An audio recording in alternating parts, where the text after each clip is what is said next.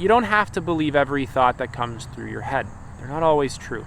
In fact, most of them are very far from being accurate whatsoever. Your thoughts can often speak with this authoritative style approach of this is just what reality is and this is how it works, especially thoughts that are very critical of you, especially thoughts that are critical of other parts of you. And you're safe to really just observe thoughts. Let's say this is a thought, right? You're safe to kind of just like take a bit of a step back and just like observe them, use your awareness to just watch them, rather than just believing in them habitually. Because if you start to watch your thought streams, right, your just endless stream of thought, there's this sort of like buying into it. There's this habitual believing in it, that this is real.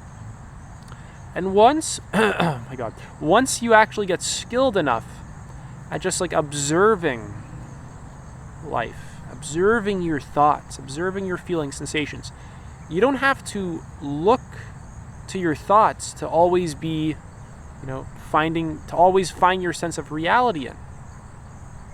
Right? You don't have to look to your thoughts to always find your sense of self in.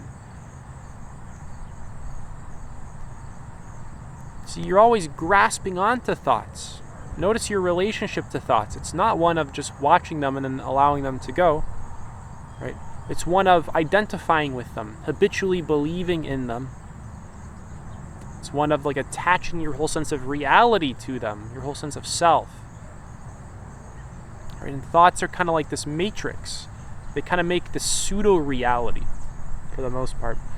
Thoughts create this model of existence, right, that we call a belief system, that we buy into, that at one point in your development, you're safe to just let it go.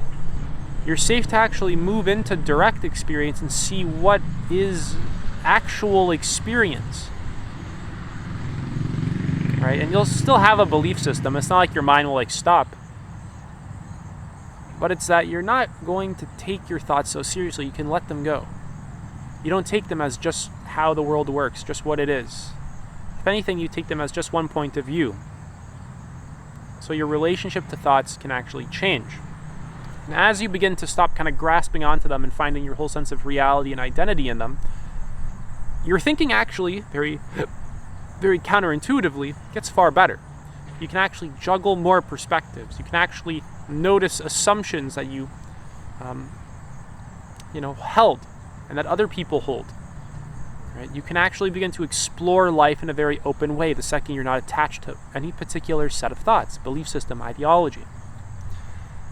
So the thoughts that go through your mind often reflect personal biases and various illusions, and you're safe to just not take them seriously. You're safe to just watch them. You're safe to actually observe the suffering that it creates you. See, believing in every thought actually just leads to misperceptions and false beliefs about yourself and reality. Because thoughts are just this representation of reality. Like I said, it's this model of reality. It's not life itself.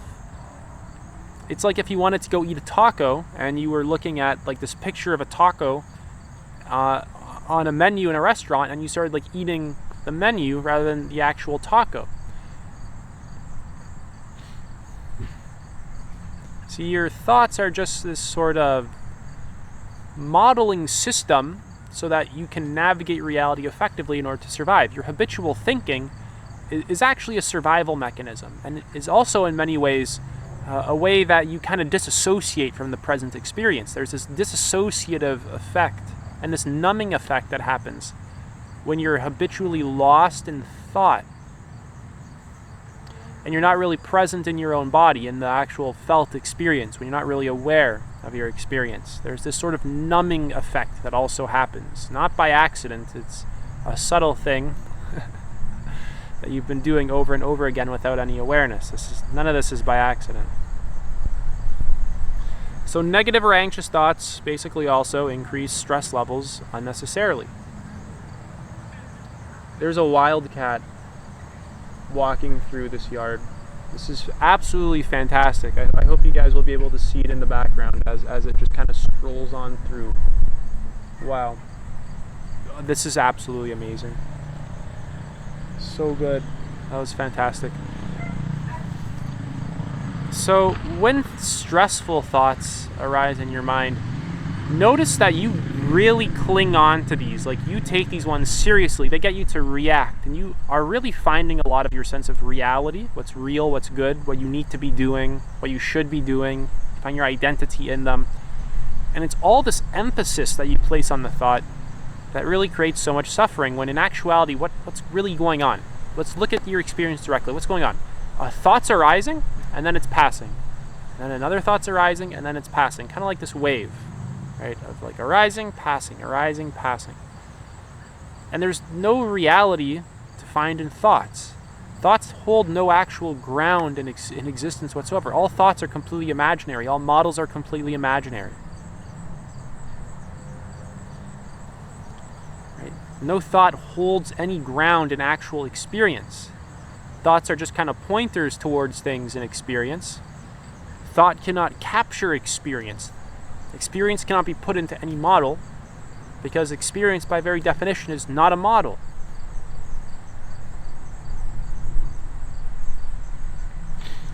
So your thoughts are also influenced by basically automatic reactions and past conditioning. Right? So really learning to just recognize and question thoughts can lead to greater self-awareness and just a more conscious living, greater well-being. Right? And quick disclaimer, I'm not saying to not think for yourself, because believe it or not, I actually got that comment before. Right? Not even close to what this is. What I'm saying is to be more aware of yourself. Right? What I'm saying is that the majority of human thoughts are useless anyway. The majority of the thoughts that we construct don't actually serve any purpose whatsoever, and you're very safe to really just like let them go. Maybe 95 to 99% of thoughts aren't even needed. In fact, most of these thoughts just keep you in like this automatic reactive pattern, in this sort of like numb state. And you're safe to ground yourself in the actual direct experience, in the actual felt experience in your own body. You're safe to just really be here.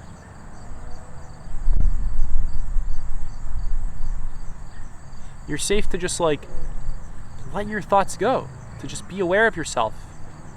Right? Because when you take your whole sense of identity to just be, the content of your thoughts, you're not aware of yourself. Right? When you're really stuck on thoughts, you're lost. You're lost in this illusion that your mind is constructing. You're stuck in the matrix.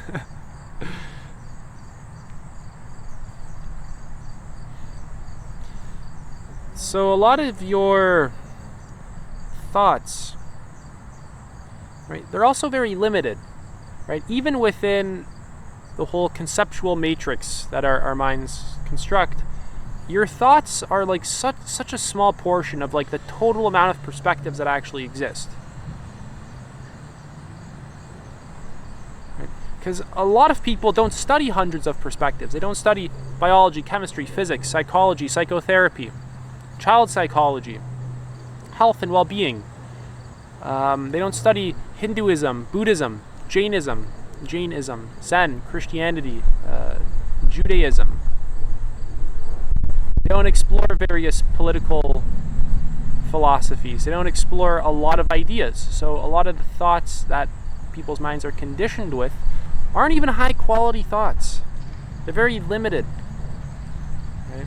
And even after you study all these perspectives, right, 99.9% of reality we basically have absolutely no idea about.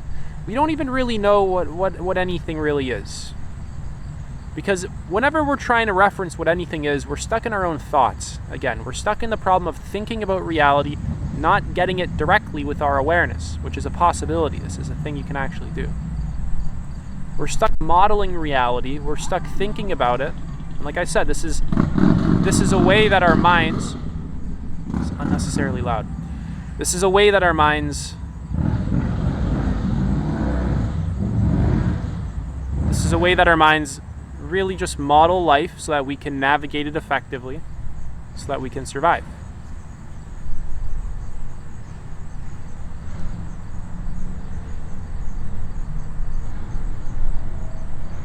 And just watch what your thoughts are doing. Oh, phone. Right? You're looking at something in your experience and you're labeling it habitually. And you just believe in this over time to the point where you're always just kind of stuck in your own thoughts, stuck in this mind stream. And like I said, there's this disconnection happening from actual experience. Right? How present are you in your body to the sensations in your feet or your butt on the chair or the air on your face? Like, you're absolutely disconnected from the actual experience of life. Right? And do you really want to live your entire life this way? Right? So what do you really do?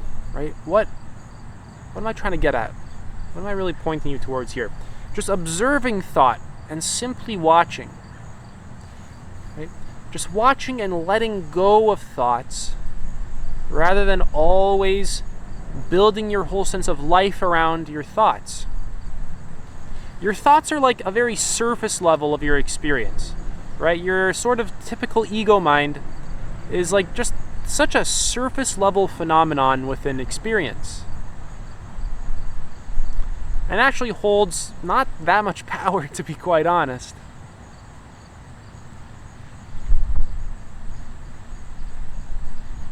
Right? Just being stuck in thought patterns. It's this very unconscious, mechanical, and robotic state. Right? Right? Actually practice mindfulness meditation. Structure some time every single day to just watching your experience. Really get curious about what experience is. Really get curious about what you are. Because you don't know what any of this stuff is. Right?